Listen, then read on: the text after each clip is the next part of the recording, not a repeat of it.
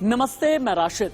अशरफ नाम का आतंकी दिल्ली में पकड़ा गया। दिल्ली पुलिस की स्पेशल सेल ने पकड़ा, लेकिन इस आतंकी के बारे में यह पता चला कि इसके जितने भी कनेक्शंस हैं पाकिस्तान के अलावा, बांग्लादेश के अलावा और भी कई मुल्कों में हैं और भी कई राज्यों में हैं।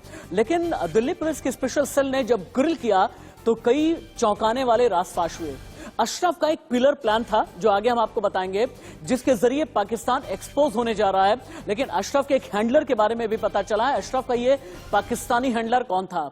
आतंकी अशरफ को ईमेल किसने भेजा? ईमेल के ड्राफ्टिंग का आखिरकार राज क्या है, हम आपको बताएंगे और दिखाएंगे। और बड़ा खुलासा यह भी हुआ है कि आतंकी अशरफ पिछले कई सालों से पाकिस्तान को हिंदुस्तान के फौज की जानकारियां देता था। वीडियो पाकिस्तान को भेजा है। इस वीडियो के अंदर क्या था यह भी आप जानेंगे। लेकिन दिल्ली में कहां तक ये आतंकी तार जुड़े हैं, कहां तक हथियार की खेप पहुंची है, अशरफ क्या बहुत बड़ा धमाका करने वाला था, पाकिस्तान का प्लान घाटी किस तरह एक्सपोज हुआ है और पीर बनकर किस किस से मिला है आतंकी अशरफ, ये बड़ा खुलासा होने जा रहा है। पहली बड़ी खबर, पाकिस्तान में आईएसआई ने अशरफ अली को सीधे भर्ती किया था। इस वक्त की ब्रेकिंग न्यूज है। 2004 में सियालकोट में 6 महीने की आतंकी ट्रेनिंग मिली। ट्रेनर नासिर ने अशरफ को भारत में आतंक फैलाने के लिए भेजा और अशरफ को शुरुआत में ही कोलकाता से अजमेर के लिए भेजा गया था। त्योहारों पर दहशत फैलाने के लिए अशरफ को ट्रेन किया गया। टिफिन बॉक्स से आईडी के जरिए विस्फोट करने की योजना थी। अशरफ अली को वक्त वक्त पर पाकिस्तान से बार बार आदेश और निर्देश आ रहे थे। अगली बड़ी खबर, पूछताछ में आतंकी अशरफ ने बहुत बड़ा खुलासा किया है। भारत में कहीं भी जाने के पाकिस्तान से ऑर्डर मिलते थे। हैंडलर नासिर के कहने पर जम्मू कश्मीर जाता था आतंकी। आदेश मिलने पर ही आतंकियों से मुलाकात करता था अशरफ। सेना के वीडियो और खुफिया जानकारी भिजवाता था और सोमवार को व्हाट्सएप पर हथियार आने की जानकारी मिली है। इंडिया न्यूज की इन्वेस्टिगेशन नवीन निशान बता रहे हैं। कालिंदी कुंज के यमुना घाट पर इस वक्त मौजूद हैं और ये वही जगह है जहां लक्ष्मीनगर इलाके से गिरफ्तार किए गए आतंकवादी के निशानदेही पर यहां से भारी मात्रा में हथियार बरामद किए गए थे। आतंकवादी को गिरफ्तार करने के बाद जब उससे पूछताछ की गई तो स्पेशल सेल की टीम को पता चला कि उसने हथियार कालिंदी कुंज के यमुना घाट पर छिपाए हैं, जिसके बाद स्पेशल सेल की टीम उसी रात 1:30 बजे के करीब उसे लेकर यहां पहुंची और यहां उसके निशानदेही पर AK-47, हैंड ग्रेनेड, 2 पिस्टल और कारतूस बरामद किए गए थे। बताया जा रहा है कि एक काले कलर के बैग में हथियारों को रखा गया था और उसे छुपाने के लिए उसे पत्थरों से ढक दिया गया था ताकि लोगों की नजर उस पर ना पड़े। आतंकवादी को यहां लाने के बाद स्पेशल सेल की टीम ने पूरे इलाके को सर्च किया, जिसके बाद यहां से हथियारों की बरामदगी हुई है। जब आतंकवादी को गिरफ्तार किया गया लक्ष्मीनगर के रमेश पार्क इलाके से, तो जब उससे स्पेशल सेल ने पूछताछ की तो उसने बताया कि उसने जो हथियार हैं जिन्हें पाकिस्तान से भेजा गया था हैंडलर के जरिए, उन्हें यहीं पर छिपाया गया है। जिसके बाद क्राइम ब्रांच और स्पेशल सेल की टीम उसे रात में 1:30 बजे लेकर यहां पहुंची और फिर उससे जब पूछताछ की गई तो उसकी निशानदेही पर यहाँ एक काले बैग से सभी हथियार बरामद किए गए जिन्हें पत्थरों से छुपा कर रखा गया था और बताया जा रहा था कि आगामी दिनों में उन हथियारों का इस्तेमाल किया जाना था दिल्ली में विस्फोट के लिए, लोगों को मारने के लिए, क्योंकि जो उनके प्राइमरी टारगेट थे वो दिल्ली के लोग थे। पर्व त्योहार का मौसम चल रहा है और हिंसा फैलाने के लिए दिल्ली में इन हथियारों का इस्तेमाल किया जाना था। लेकिन समय रहते ही स्पेशल सेल की टीम ने आतंकवादी को गिरफ्तार कर लिया और उसके निशानदेही से कालिंदी कुंज के यमुना घाट से हथियारों के जखीरे को पकड़ा गया। वीडियो जर्नलिस्ट अवधेश चौरसिया के साथ नवीन निशांत, इंडिया न्यूज, दिल्ली। इस आतंकी अशरफ के बारे में और क्या जानकारी मिली है और किस तरह से 24 घंटे में 4 एजेंसीज ने इसे इंटरोगेट किया है, ग्रिल किया है, आपको इन्वेस्टिगेशन रूम में हम लेकर के चलते हैं। वहां पर आप जानेंगे कि कौन कौन सी वो एजेंसीज हैं जिनके रडार पर अभी अशरफ है। NIA, नेशनल इन्वेस्टिगेशन एजेंसी, रॉ यानी research analysis wing, Delhi police की स्पेशल सेल। और आपको जान करके यह हैरत हो जाएगी कि जो यूके यानी यूनाइटेड किंगडम यानी इंग्लैंड की जो MI5 है, ये खुफिया एजेंसी भी ग्रिल कर रही है, इसकी एक टीम भी ग्रिल कर रही है आतंकी अशरफ को। आखिरकार ये तार क्या हैं, ये जानना बेहद जरूरी है। और जब हम एक्सक्लूसिव खुलासों पर आते हैं ना, तो आपके लिए जानना यह भी जरूरी है कि अशरफ ने आखिरकार अभी तक दिल्ली पुलिस के स्पेशल सेल के सामने, NIA के सामने, रॉ के सामने, IB के सामने, MI5 के सामने क्या क्या उगला है। 10 एक्सक्लूसिव खुलासे। बताया ये कि पाकिस्तान में मेरा हैंडलर छिपा हुआ है, हैंडलर से मैं निर्देश लेता था, आतंकियों से मुलाकात भी होती थी जम्मू कश्मीर के अंदर, सेना की पूरी मूवमेंट पर मैं नजर रखता था, सेना का जो वीडियो है उसे शूट किया, बहुत ही चोरी छिपे शूट किया, पाकिस्तान भेज दिया, निशाने पर जो दिल्ली पुलिस का हेडक्वार्टर है पुराना वाला आईटीओ के पास में, ये भी निशाने पर था, हाई कोर्ट निशाने पर था, हथियार की खेप जो है ये पहुंचा दी गई थी दिल्ली के कालिंदी कुंज घाट पर। एक पिलर की फोटो मुझे भेजी गई, ये बताया गया कि इसी पिलर के पास में हथियार छिपा करके रखे हुए हैं। लेकिन अशरफ के कबूलनामे का प्लान कितना खतरनाक है अब आप ये देखें। अशरफ ने यह बताया कि 2009 में जम्मू में बस स्टैंड पर मैंने ब्लास्ट कर दिया था, 3 से 4 लोगों की मौत हुई थी। आईएसआई का नासिर नाम का एक हैंडलर था जो लगातार मेरे साथ कांटेक्ट में रहता था। साल 2011 में दिल्ली हाईकोर्ट ब्लास्ट की मैंने ही रेकी की थी, यह भी अशरफ ने बताया है। 2011 में धमाका करने के लिए 2 लोग पाकिस्तान से आए थे और जम्मू कश्मीर में 5 आर्मी जवानों की बेरहमी से हत्या करने के पीछे भी पाकिस्तानी षड्यंत्र। आईएसआई के ऑफिसर नासिर के कहने पर हथियार सप्लाई किए गए और पीर के नाम पर पिछले कई दिनों से हिंदुस्तान में रह रहा था, 500 से ज्यादा लोगों से मिल भी चुका है और बिहार के गांव में एक सरपंच के जरिए अपना फर्जी आईडी कार्ड बनाया है। अब नए खुलासे क्या है आप देखें। पूछताछ में अशरफ अली ने एक और बड़ा खुलासा किया है। भारत में कभी मौलाना के नाम से पीर बाबा के भेष बदल करके अशरफ था, शक न हो इसलिए अशरफ ने मौलाना का भेष बदला। 500 से ज्यादा लोगों से पीर के नाम से मिल चुका है अशरफ। बिहार के एक गांव में सरपंच से फर्जी आईडी कार्ड भी बनवाया। 2004 में भारत आया तो सबसे पहले अजमेर गया। 2011 में दिल्ली हाईकोर्ट के सामने हुए ब्लास्ट से पहले रेकी की। अशरफ ने बम धमाके में शामिल होने से इनकार किया है, लेकिन यह कहा है कि रेके अशरफ ने ही की थी।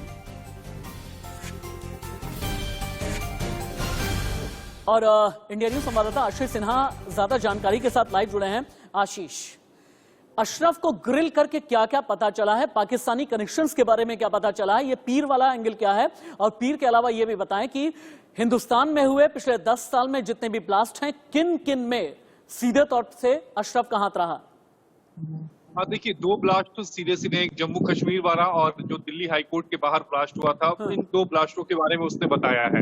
लेकिन राशिद, आप मान के चलिए कि हिंदुस्तान में पिछले 10 से 15 सालों में जो भी बड़े ब्लास्ट हुए हैं, उन बड़े ब्लास्टों में इसका नाम आ सकता है, क्योंकि जिस तरह से ये सूचनाएं पहुंचाता था और जिस तरह की अभी तक पूछताछ में बातें निकलकर सामने आई है, उससे ये बिल्कुल साफ लगता है कि ये रैकी कर लगभग हर उन जगहों की इसने रैकी की है जहां बाद में बम धमाके हुए हैं। बहरहाल अभी इसे ग्रिल किया जा रहा है। आशीष, आपके जरिए एक चीज और जानना चाह रहा था, क्योंकि आपने ये कहा कि रेके की है, आपने एक्सक्लूसिव हमें कई जानकारियां दी हैं। मैं ये जानना चाह रहा था कि अशरफ के साथ हिंदुस्तानी कनेक्ट्स कितने हैं, क्या बिहार वाले हैं, क्या दिल्ली वाले हैं, क्या जम्मू वाले हैं, क्या कश्मीर वाले हैं, इसके बारे में क्या क्या पता चला। और हाँ, जो एक्सक्लूसिव आपने जानकारी दी है उसमें यह भी पता चला है कि यूके की इन्वेस्टिगेशन एजेंसी MI5 भी इस अशरफ के पीछे लगी हुई थी। ये एंगल क्या है आशीष?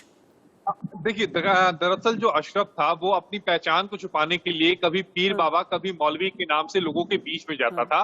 कहा ये